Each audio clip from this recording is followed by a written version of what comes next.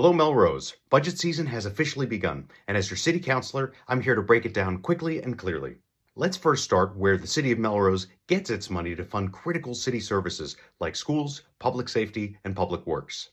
For fiscal year 2026, we are expecting just shy of $114 million of revenue. Now, that revenue comes from four main sources. The first source is property taxes. Now, this is approximately 72% or $82 million worth of our budget. Now, we can only raise these taxes by 2.5 percentage points every single year, unless we override. That's Prop 2.5 in the Commonwealth of Massachusetts. Once you add 2.5% from last year's property taxes and add in any new growth, that's any kind of new building in your community, as well as debt exclusions. So that is different than property taxes in that it is a specific vote that our community took in 2003 to fund the middle school and in 2023 to fund the public safety buildings. You add all of those up, and that's how you get your initial set of property taxes, approximately $82 million. The second form of revenue is called state aid, and this is approximately $21.5 million.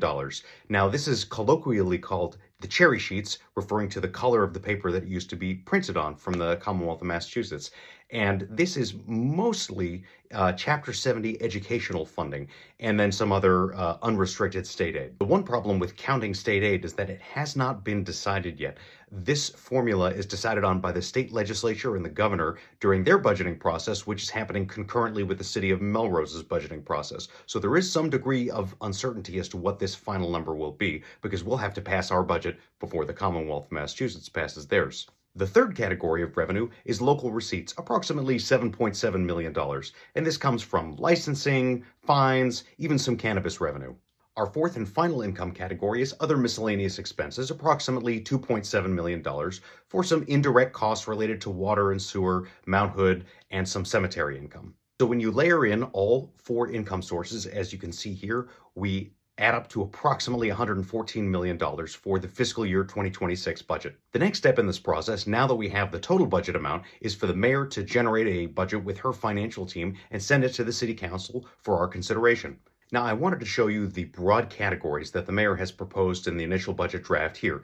As you can see, education is the largest expense for us as a city, as it should be. And while it may seem that the $44 million is the only educational expense, there are certain categories, specifically in the pension and benefit categories, that the overwhelming majority of our employees as a community are in the education category. And so those are secondary cost drivers of the education system. Similarly, there are some school-related expenses in the public safety and the public works categories.